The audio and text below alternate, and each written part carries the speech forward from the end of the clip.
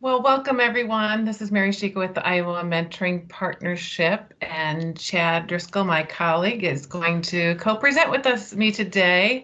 I am going to leave my video off to hopefully help my internet connection and for you to see slides better too, I think. But we just want to talk with you today about the state of mentoring in Iowa. You know, we have the State of the Union, State of State, and it's that time of year when everyone shares or look back and look forward. So we'd like to take this opportunity to do that. And we have a lot of sharing to do today. So buckle up your seatbelts. We're going to be talking about the IMP and activities that we've been involved in and looking forward to in 2021, as well as share some of your data from information from your annual report too, and look at the landscape of what mentoring programs look like across the state. So thanks again for being here. First of all, just want to remind everyone who we are here, the Iowa Mentoring Partnership, and as an affiliate of Mentor National and our statewide affiliate as a champion for mentoring. Those four things there are what we are charged with doing: advancing the quality of mentoring field, increasing public awareness and advocacy, engaging stakeholders to increase mentors and resources, and collecting data to describe impact. So we also work to build collaborative relationships with anybody we can to strengthen our young people and their families in the state of Iowa. And just a review for you too, or reminder, and maybe you haven't seen some of us in person yet, so just the faces of the mentoring team of Iowa Mentoring Partnership. So there we have Mary as our director of our work, and then the rest of us help with different aspects or functions of our work. So myself, help with some of our TA training side of things. We have Jason, who is a program officer for our Future Ready Iowa virtual mentoring program. Tony, who is newer to our team as a mentoring program officer and working with some of our grants that we have out of our office. We have Grace, who's an intern with us with Volunteer Iowa as a communications intern. So she's going to be on board here for the next several months, helping with some of our work. And then we have another contractor, Misha, who's working with our youth workforce mentoring project and helping manage that. So this is our team. We are strong and mighty, and we're just excited to continue to work with you all. And just super excited to see 6 people up there, even though I just wanted to point out that really Tony and I are the ones full-time working with our youth mentoring programs such as yourself, and there are a lot of other initiatives here, and Chad has other responsibilities as well. And we have our great intern and contractor right now that are kind of branching out or helping us in support specific areas. Very exciting. And just want to remind you of our leadership council. We've called them provider board in the past. They're a small but mighty group, as everything is in 2020, excuse me. It's been interesting, and these folks just agreed to stay on this year as we kind of will transition into what this is going to look like as we get back to whatever normal is again. So I want to thank Tony and Jessica and Jay for their continued service. And so, as we've talked about before, the Iowa Mentoring Partnership is part of Volunteer Iowa, which is our state service commission, and the IMP is one of our initiatives out of this work. And but just to remind you again about Volunteer Iowa and how our work connects is, we have help build volunteer capacity around the state with nonprofits, with partners, with agencies, and communities. We look at how national service can be those organizations, those entities and partnerships can use national service for meeting their needs. Again, we are a state agency, so that helps with different connections and different resources that we can gather and bring out to you as our mentoring programs that work with us. And then just operational capacity. So as Mary mentioned, we really only have 2 full-time staff that are dedicated to working with you and providing this, but because we're part of Volunteer Iowa, there's other ones like myself and others on the team that provide the support and also provide some other kind of back end financial management support or trainings, and we just have other options there. So it's really really a great benefit of being part of Volunteer Iowa. So just to highlight and share in a visual where our certified programs are at around the state. We do have them, scattered throughout. We are pretty split between rural and urban settings and communities that are served. Some of the programs do serve, some of you do serve both of those types of communities, but several are also just in one type of community or the other. But really, it also highlights some of our service gaps, and we are continuing to do outreach and identify mentoring programs that want to be certified with us and be part of this network in our state, but also part of the national resources that come with that. So the next several slides are going to highlight some data that we have based on the annual report that you all helped give us this information and complete. So the next several slides is a operational period of July of 2019 through June of 2020. So that fiscal year, FY20 fiscal year, if you want to think of it that way. So thank you for all of you that did complete it. This is representative of about just a little over 40 programs, which that's about who we have that has gone through our certification process and really are the programs that are deep into working with us. So it is pretty representative of our group that we work with. So different agencies that are represented. The bulk are, over 2/3 there are part of nonprofits, agencies, and then we have about a quarter that are part of, K-12 school districts or that setting, and just a couple that are operating out of governmental agencies. To give a little landscape of maybe where operational or annual budgets look like based from our mentoring programs and organizations. It is across the board, but really if you look at it, the majority are in that 25,000 to 250,000, 150,000 range. And so really it's a lot of you are in that where you have some operational budgets to support not only staff but work that you do, but we do have some that are on both spectrums of that are great to be part of the network for us because to provide maybe some of those services and gaps and work with you all in all those areas. So the mentoring models really.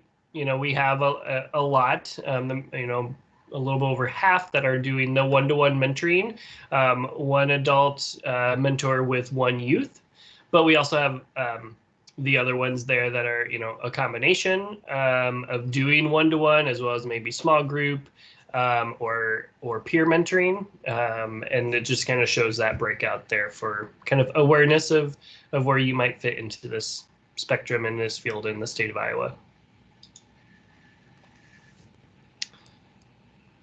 A little bit more, another graphic to show, site-based kind of programming model. So the matches the mentee and mentors meet and their activities take place at a certain location, whether that, most of the time that's probably at a school or a setting like that.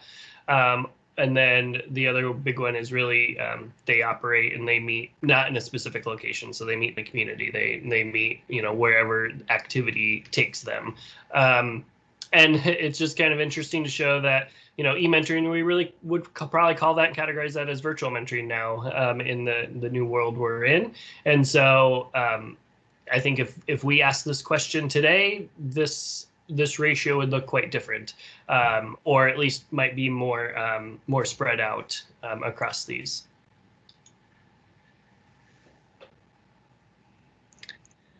So this question was asking you the goals of your program, and you had to rank them. So you could see the first three columns there, as well as the life skills and the mental health and wellness were the highest across the rankings from 1 to 10. That doesn't mean they showed up as one the most. It just means that people they ranked highly from 1 to 10.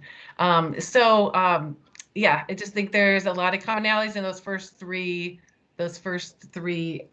categories that we're looking at across the state for helping young people.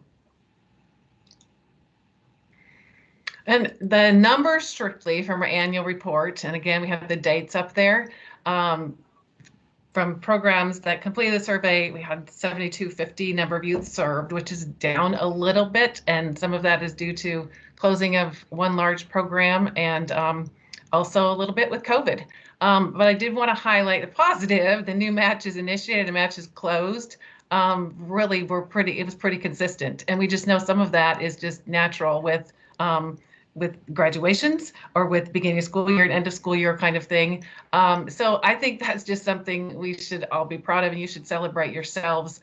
We didn't see just a flood of matches closing because of COVID. I mean, it was amazing to see the way that you all have adjusted to ensure that young people and their families were having their needs get met through all of what we've been going through. The other number I put up there was the number of volunteer hours reported. And if you did the math on this, 116,000 sounds really great, but we look at the number of youth served, and that would be similar to the number of mentors we have. We quickly would figure out that that's a pretty underreported number. Some programs were not collecting that data or did not have that data available to them also when we transitioned to virtual. That just brings up numbers like this are always what we end up having to report to legislature to kind of justify the work we're doing. And I know it's what you report often in grant reports and things, but I always try to make the case too, and we look at other things too, that program quality is just as important as the quantity, the number of youth that were served. So it's always important to get this data, really get this number right and as accurate as we can, but it's also important to be able to tell the story about the quality and the impact of the work that you're doing.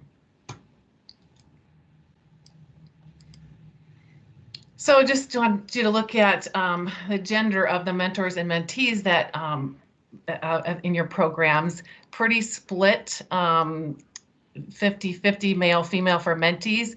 And I'm sure you wouldn't be surprised to see that we have more female mentors than male mentors. And I wanted to point out, we did ask the non-binary question, and there were 6 mentors and mentees that identified as non-binary. It just did not show up as significant statistically. So I just wanted to point that out as well. And we look at our mentors and mentees by age. Again, you probably won't be surprised to note that most of our mentees, the large majority, are 17 and under. And the breakdown of mentors might not be so surprising to you. I guess I found it surprising that like the 30 to 39 was equal to the 60 and older. And would not expect that we'd have a lot of 17 and under. That's represent some of our peer mentor programs. But then we can see some room for growth in some of those other age demographics.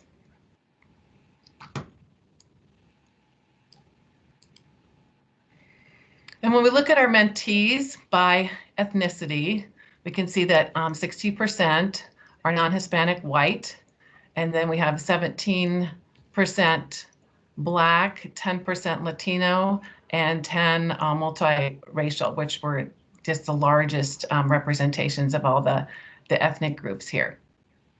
So this is probably our state is it's probably not entirely representative of the young people in our state. So I think that's something we can have a discussion about too, about the young people that we're serving. And the mentors by ethnicity, if you look at this, might not be surprised by this either. It's close to 90% of our mentors and programs are non-Hispanic white. So we all know that we struggle a little bit with recruiting male mentors. We always acknowledge this, and also looking at the mentors recruiting by ethnicity as an area for growth as well. So we did ask several questions around culturally responsive practices. If your board reflects young people being served and your training for staff and mentors. And so this was a summary question about how well you think your program is doing at integrating and supporting culturally responsive practices.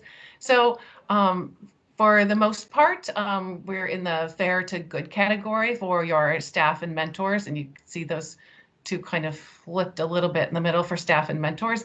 And then for our board, maybe is an area for growth as well. And this is something that has come out of also the discussion from our conference last fall too, open space, and we're working with a small committee that wanted to tackle bringing some mentor trainings to the field across the state, and also to some training for programs as well.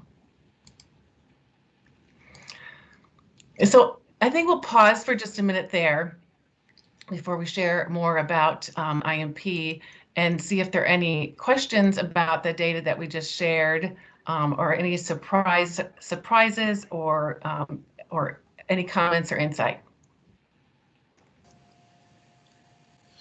Mary, this is Lynn in Marshalltown. You know, we're a pretty diverse community here, and yet I would say 70% of the kids we serve are white. You know, and I have some theory as to why we don't have as many in those multicultural kind of backgrounds. One of those things that I would like help with is how we can recruit more volunteers who have some cultural diversity about them. So I don't know if the IMP is willing to put a little effort into helping us with that, but also in a community with a great deal of diversity here, I'm still finding that meetings I go to, other boards I see, the majority of the faces around the table are white. Knowing that as a community, not just me as my agency here, feeling as though we need to work harder at inviting people with diversity to be a part of those boards. And how do we do that? How do we, is there some other way we need to learn to reach out to others who have some non-white background in them, like I? Wondering if there's any possible thing down the line about helping for making those kinds of things happen, or at least giving us some, if you have any help, let me know, is really what I'm trying to say. Yeah, great. I've been struggling with this, so. Yeah.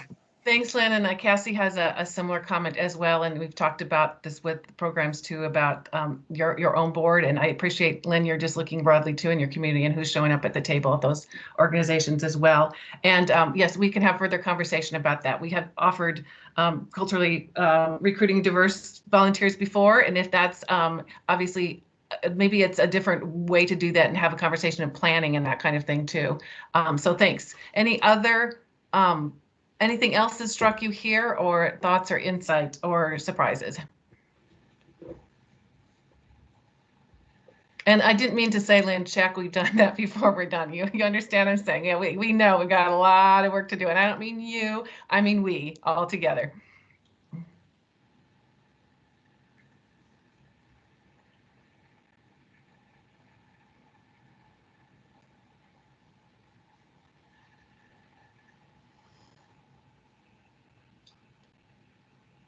Anyone else?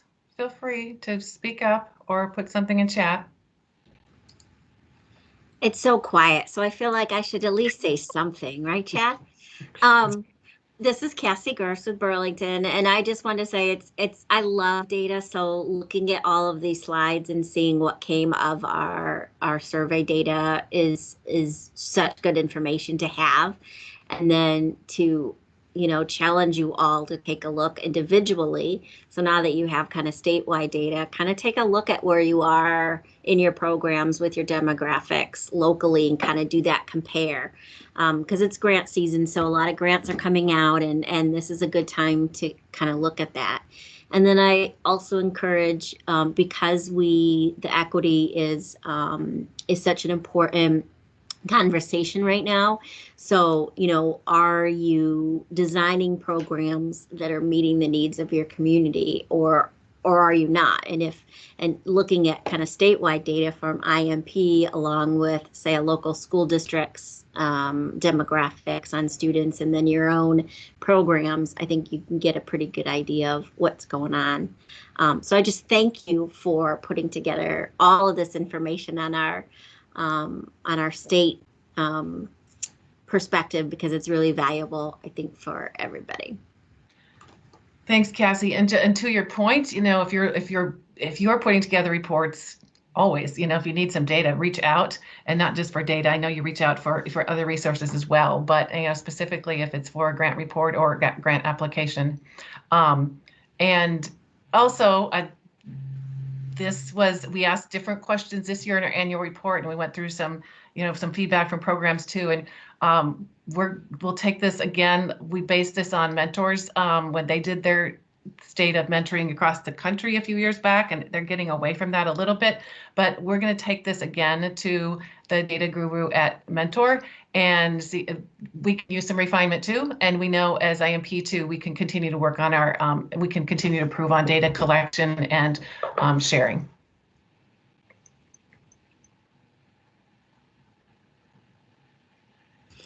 I'll say one more thing. It's also really nice to hear from other people about COVID and about that. You're not the only one that hasn't had mentors meeting, and you're not the only one. So looking at that state perspective too is very helpful.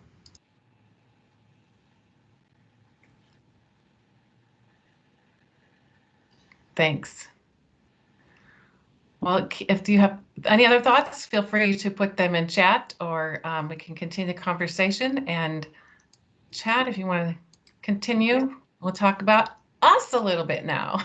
Yeah, so just, again, you're part of us as Iowa Mentoring Partnership and our work at the state, and each other in this whole state network, but we're also part of this national movement, and Mentor National. So we are, as IMP, one of the 26 affiliates that are part of them. And as Mary was talking to with the data as well, we have that as a resource that we can go to them with expertise, with questions. We can get some information and data from them as well, and we share that with you when we get that.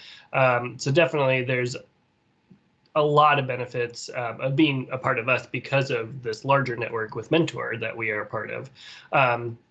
So just brief, a few points about Mentor National is that, they are a nonpartisan public-private organization. They help local and statewide mentoring movements. They work with us as a statewide partnership. They work with other partnerships that might be more regional. They have a great clearinghouse for training and resources, advocacy, public awareness, and all those resources, not only around national events such as National Mentoring Month, but throughout the year with a lot of those items.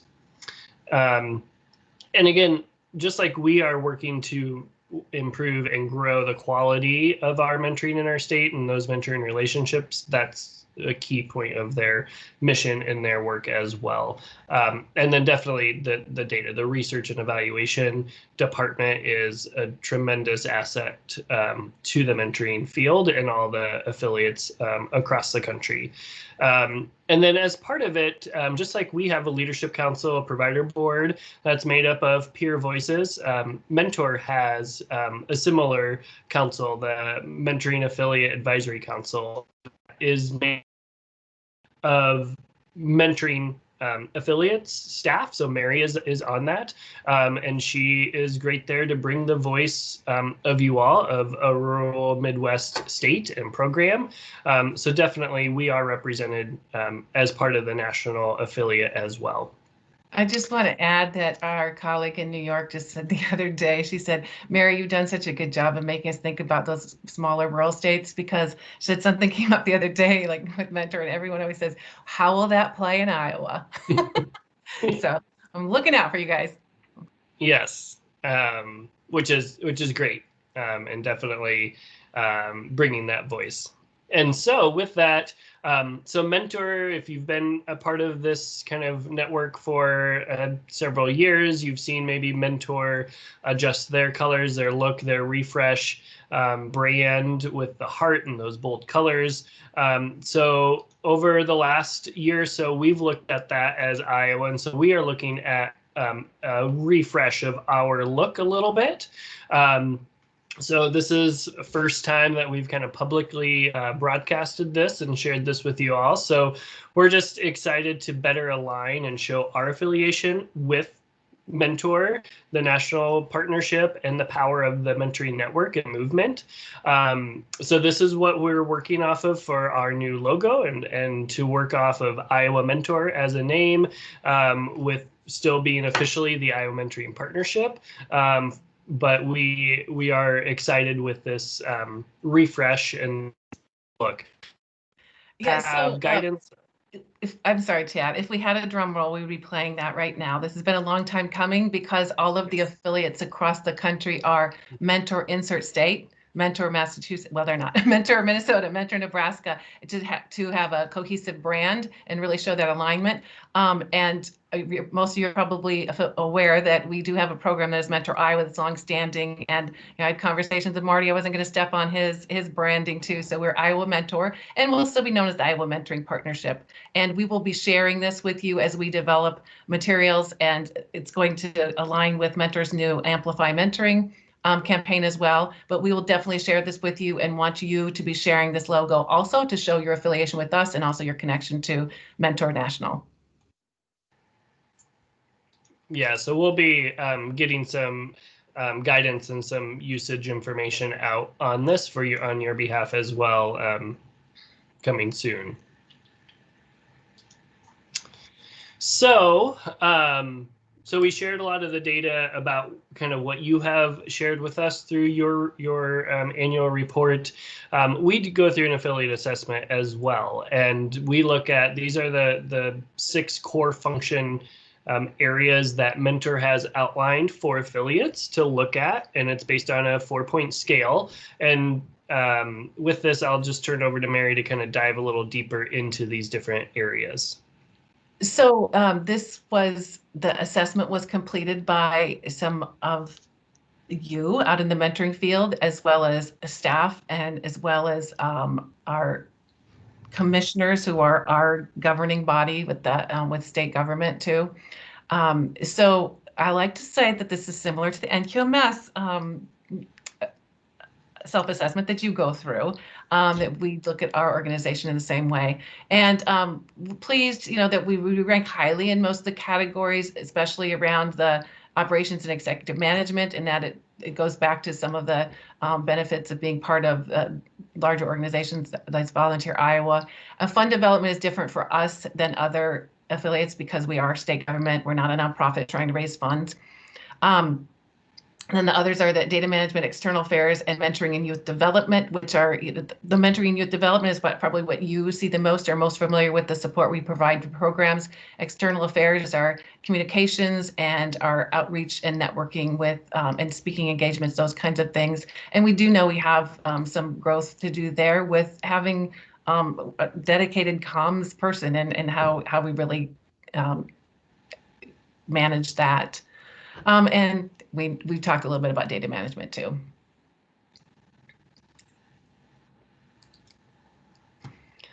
So you're most familiar with the first function of the Iowa Mentoring Partnership is supporting the formal youth mentoring programs across the state. All of you wonderful people out there doing the good work. But we know that with the mentoring gap and young people not being served with a mentor, we're just really never going to match every young person that needs a mentor one-to-one across the state.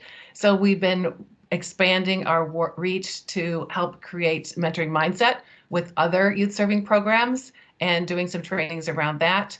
and looking at how we could work in schools too, that might not be a specific school-based program, but using school personnel to have everyone create that mentoring mindset. That also includes some of our work with youth workforce mentoring. That's what Misha's working on right now. It's a specific training for youth workforce programs and training the young people to see themselves as mentees in the workforce and training their mentors, or excuse me, their supervisors in the workplace to serve as a mentee. So that's a whole avenue for expansion to continue to find those supports for young people across the state. And then the other bucket of our work is actually running a mentoring program out of our office, and that's with the Future Ready Iowa, connecting opportunity youth, and most specifically in community colleges that are last dollar scholars, with either a texting program, receiving some messages, receiving some assistance on college campuses from an AmeriCorps Success Coach, and also through our virtual mentoring program, which matches one-to-one career mentor with those young people. So I did mention about expanding our work and the Future Ready initiative, and there's some opportunity there too. We keep looking at if this is good for college students, that this work preparedness, it could start a lot younger, and how that we might be able to expand some support for that for programs that are K-12 as well. I talked to you a little bit about the workplace mentoring, and that's the work that Misha is doing. We have a grant from Mentor right now, and we received some training, so we can use that curriculum more broadly even after the grant is finished, and continue some of those partnerships that she's developing. And then, of course, we have had our OJJDP grant that's specifically working with young people with risk factors for opioid abuse. So we'll continue to look for these opportunities to support young people wherever they are, and continue to support you with making these connections as well.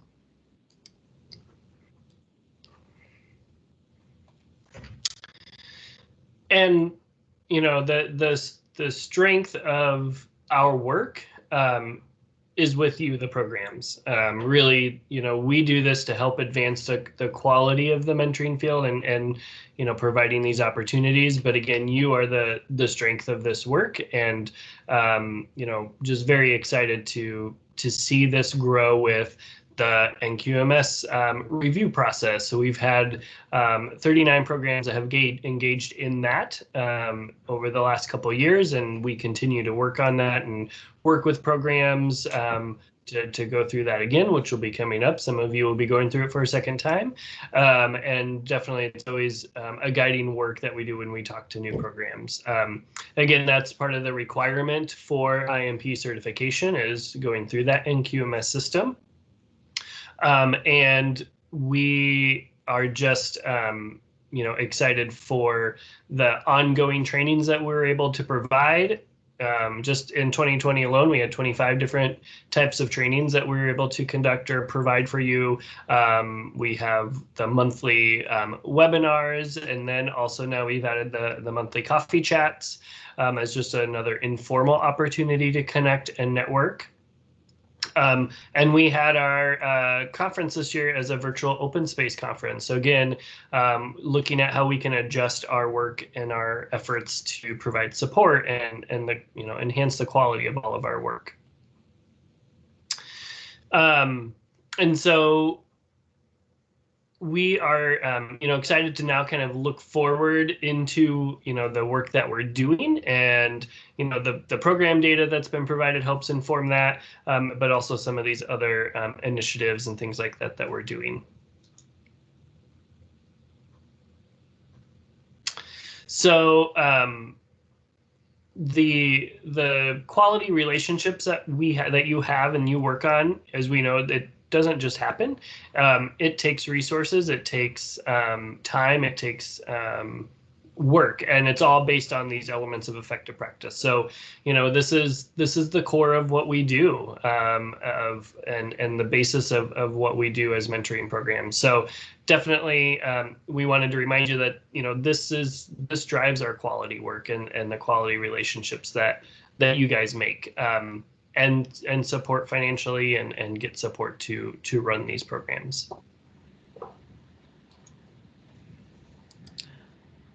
So we have been sharing bits of information about the couple partnership levels.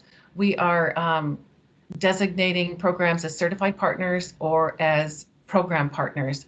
And all this information is also on our website, and you should be looking for an email from us to, as we look at, Chad mentioned the NQMS, the folks are up for their 3-year renewal now too. So we'll be discussing this with all programs, even if you're not up for renewal this year.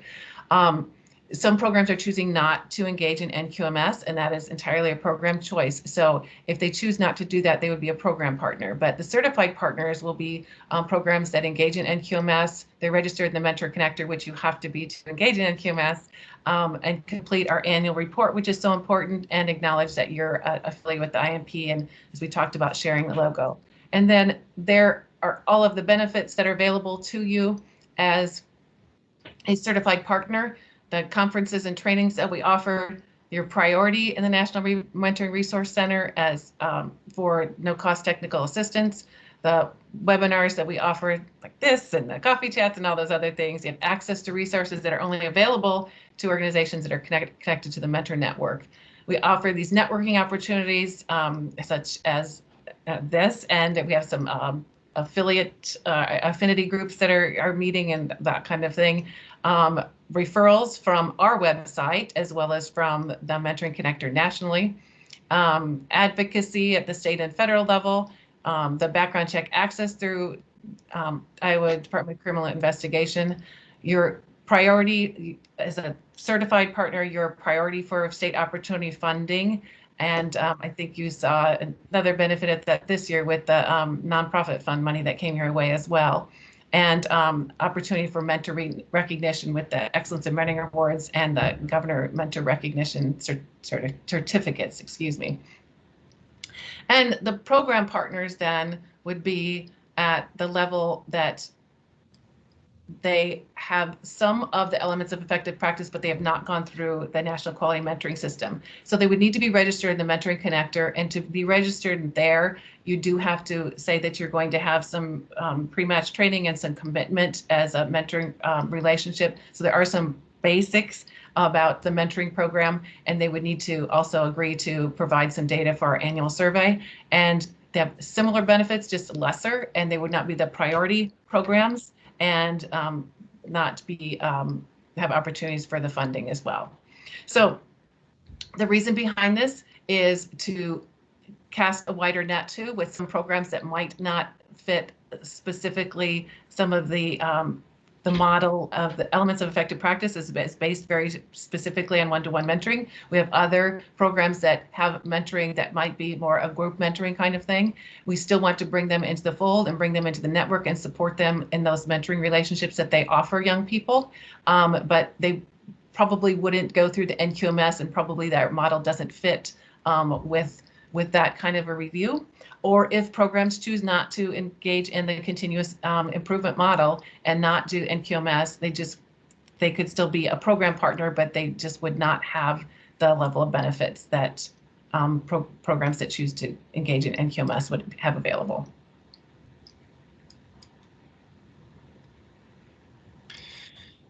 And so we just wanted to, again, highlight and review the training and technical assistance that we provide and can, offer and do offer through the Iowa Mentoring Partnership. So, this is what we view kind of as a current training menu, which some of them you probably are familiar with. Some might be different, or, different ways that we can look at this.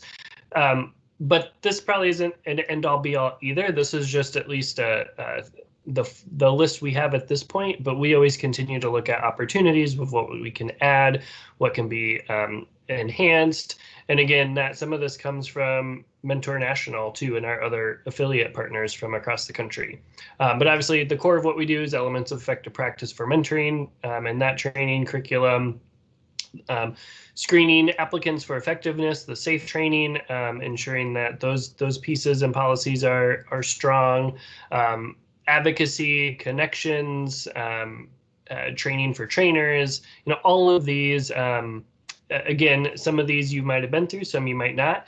We try to offer them periodically. Sometimes these are offered kind of specifically maybe to certain areas or programs. But again, it's something that's available, and you can always request, just reach out to Mary and say, hey, we would like this training, or this is what we're looking for. Is this something you can provide or provide a connection to? And that leads into the technical assistance that we can provide through the NMRC, or the National Mentoring Resource Center. Again, this is a great resource. There's funding out there to get technical assistance, whether that is from us as staff from the IMP and Volunteer Iowa, or it's other experts that we can connect with. But some examples of what that TA could look like is updating and looking and reviewing policies and procedures for your organization. It could be looking at different mentoring innovations and learning about that, and what does that look like in relation to what you currently offer. Analyzing your mentor recruitment and retention, and what you can do to make improvements on that. Also refreshing your own mentor training, making your own enhancements. The TA can be provided to support that. New partnerships, or improving your recruitment pitch or outreach and communications.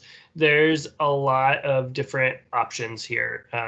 Also around DEI work, so diversifying your board or your volunteers or your work. Again, that could be done through this technical assistance service of the NMRC.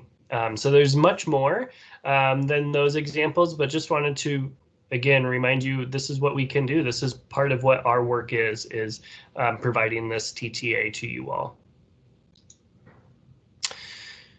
And we're excited to share with you what we currently have as our training calendar for IMP. This is for new and experienced staff. It's for really any of you for these offerings. We have some specifics on here, but some things are still kind of to be determined. But coming up here in March, we're going to offer elements, EEP training, elements of effective practice for mentoring. It'll be broken up. It'll be virtually. It'll be 9 to noon those 2 days.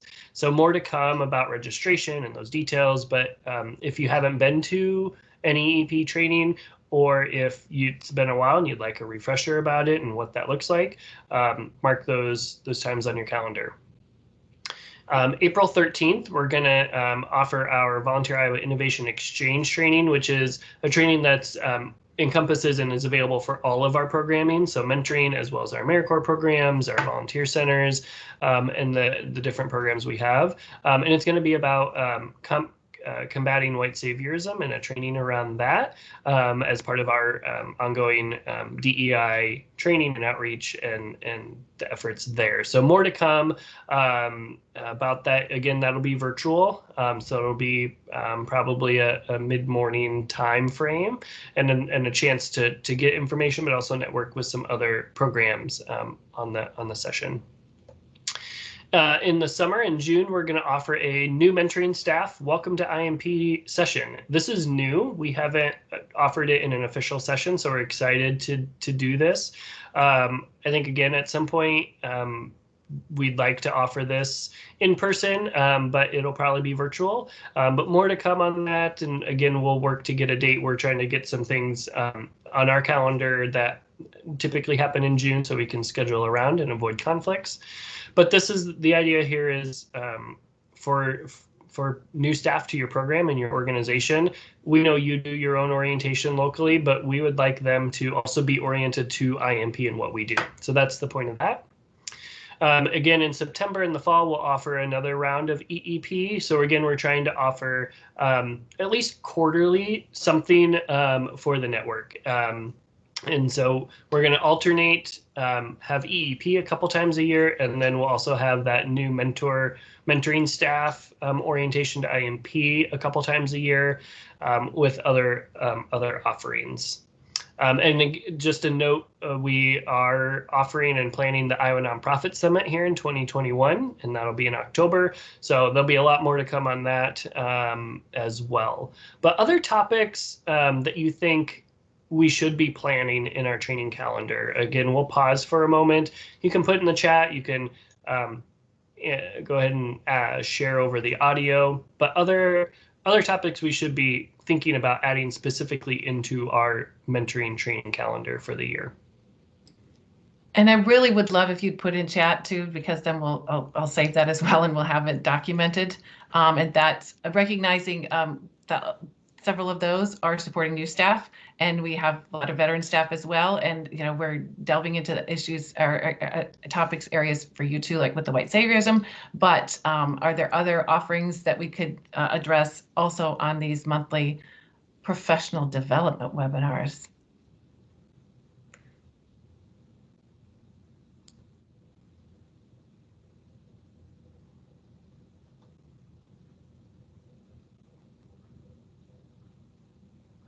Chad, let's give them a chance to just think of things they can continue to add in chat, and we'll continue on. Thanks. Yeah, I agree. And so, with our efforts of providing training and TTA, we also have, these increased networking and engagement opportunities. So again, the monthly coffee chats is kind of that informal way to connect with your peers and with us at IMP. There's been mentoring Microsoft Teams team group that's been added. Right now, I think it's kind of focused around some of the specific DEI work group, but we're going to work to expand that and have that be another platform and an online area to share resources and ideas. And again, we can offer other affinity group calls, whether that's, school-based programming or grant-based affinity group calls. So again, if that is of interest, we are more than willing to help facilitate that, provide resources, or to just offer a venue and a space for those groups to gather and to talk and share ideas. So, again, if there are affinity groups that you think would be beneficial for you, again, put that in the chat along with maybe any other training topics that you're interested in for us to host or to gather information on.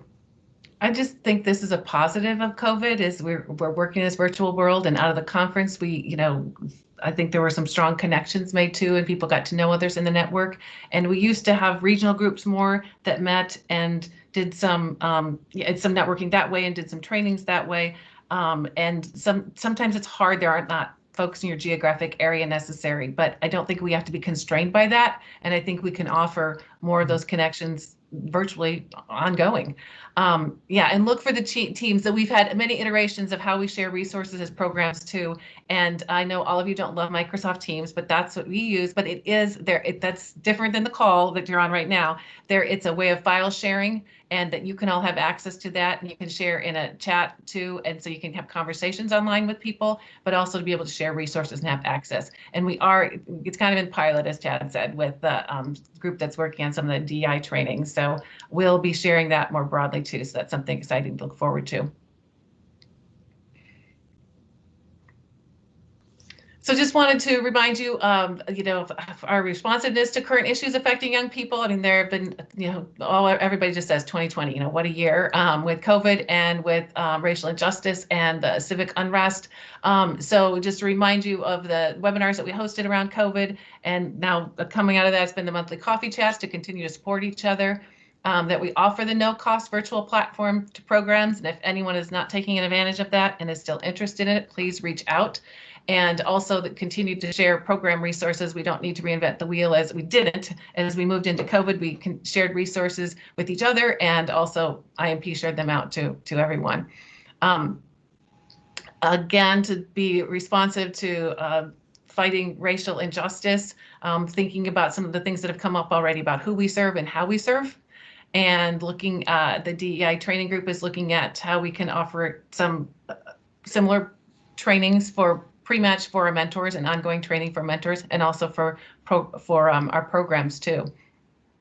And just wanted to remind you of 2 excellent resources for Mentor. They're linked, and so you'll get these when we send out the slides. Supporting youth in the wake of trauma, and also talking to young people about the election was specifically after the presidential election in the fall, but they're updating that too, just to how we have these hard conversations with people on both sides of issues and thoughts.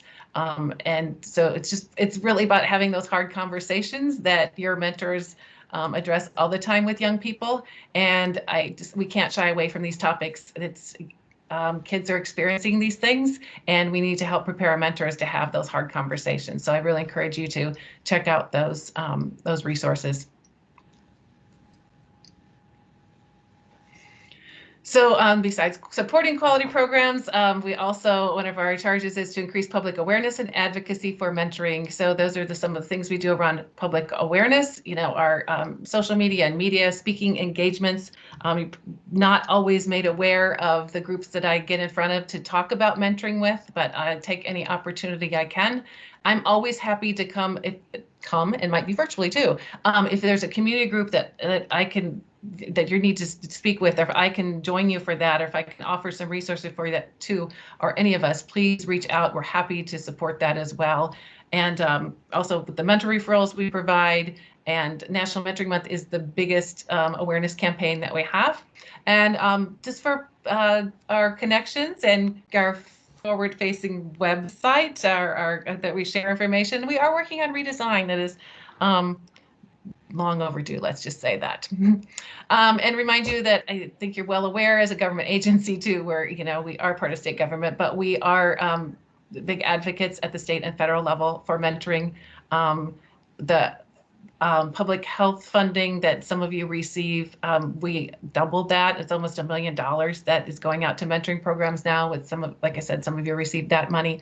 Our advocacy work at the federal level changed some of the stipulations for that OJJDP funding so that we were eligible, so we could push some of that money out to programs as well. So we encourage you to join us in that advocacy. We always do. We can sing your praises. We can tell about the good work you're doing, but you guys tell your story better, and you're the ones with the boots on the ground that are out there doing the work with the young people. So it's really important that your local elected officials and your state elected officials hear from you and the good work you're doing, and always at the state level particularly, and at the federal level, connect yourselves to us, because we are the state agency, so that they know that this is the work that's being done because they support us.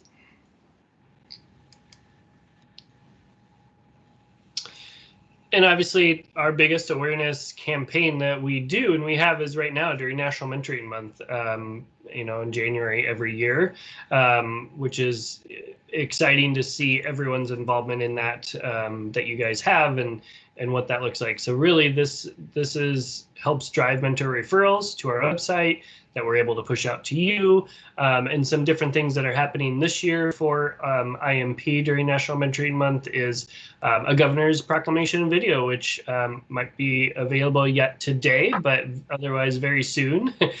So we're excited. We know we're usually able to gather in person in the governor's formal office for a proclamation signing. For pictures, obviously that is not happening this year, but she is still doing a proclamation, as well as, in addition this year, a video message. So we're excited to be able to share that out, so that that can be shared across our networks, but also your networks.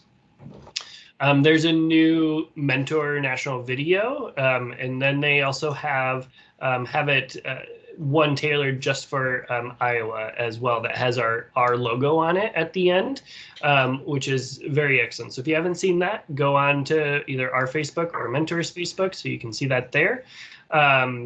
But also, we want you to be active, and if you are, sending messages out, whether it's, Twitter, social, Facebook, whatever the platform is, tag your officials in those messages. That's how they'll see it. Another way they'll be, dinged that, like, oh, this program, is in my area. So do some legislative outreach. And again, as Mary said, make that connection to the Iowa Mentoring Partnership. They know us, they know what we do, and it really helps tie that connection to the state level. So to continue with the advocacy, just want to give you the date for the Volunteer Iowa Day at the Capitol this year will be February 9th. It will be a virtual day. And so in red, bold right there, everyone can participate this year, because it's not about traveling to the Capitol and taking maybe a whole day to do this. So we're going to encourage you to make a call to your legislator and have a conversation with them about mentoring. But we're going to do a training on January 26th at noon, and the information is there. And I'm going to send a calendar invite to all programs to join that training if that works for you. But we can also send the training out afterwards. So we'll give you very specific about how to do this. It doesn't have to be a scary thing. I know this is outside some people's comfort zone or something they haven't done before, but you're really having a conversation with someone who is making policy about a program, about things that might affect you. So you're informing them because you are the expert on mentoring. So look at that. It's a conversation and you're telling them about your program and about the benefits of mentoring in your community. And another part of our work is engaging stakeholders to increase mentors and resources. And these are some of the great partners we have across the state and in state government, particularly since we are a state government. So we continue to look with what other opportunities we have for other state agencies.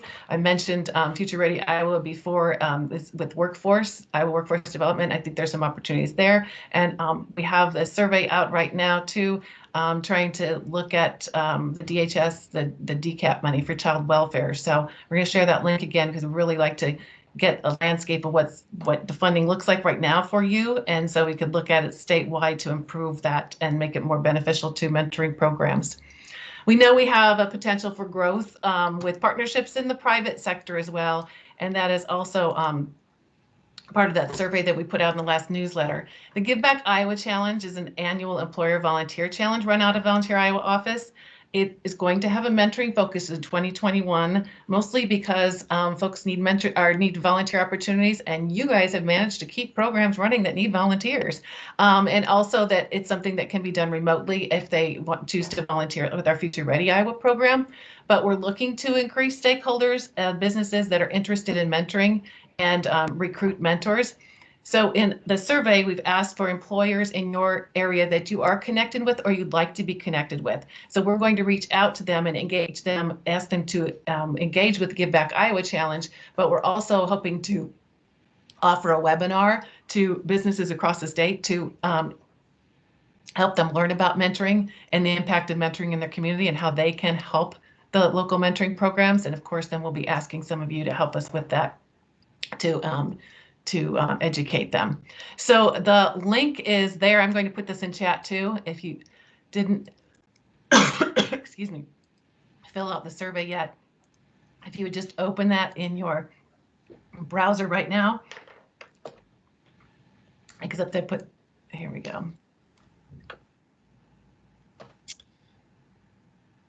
And as we move into kind of this year, we outlined a lot of our, work we're going to do. But really, one of the new things we're going to do is seek input from stakeholders and from the field and do some strategic planning of how we can continue to grow, not only with our numbers, but really in our quality work. And so be on the lookout for that because we'll want to seek some of that information from you all as well.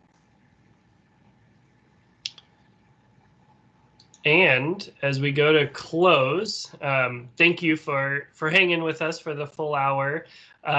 Just a reminder, for February 11th is our program professional development around youth mental health and effects of COVID and civic unrest and those conversations. So, Mary, other thoughts you have as we go to wrap up? No, thanks for finishing as I was choking. I kept my internet connection, but I needed to get something to drink. So just super excited about 2021. I think we've all been looking forward to 2021 for different reasons, but we just are really excited about all the great work that you guys have been doing and continue to do, and just the opportunities for the future as well. So thanks for joining us. As Chad said, I know this is a lot of information today, but it's all super exciting, and just keep looking for more as we continue to pursue a lot of these opportunities.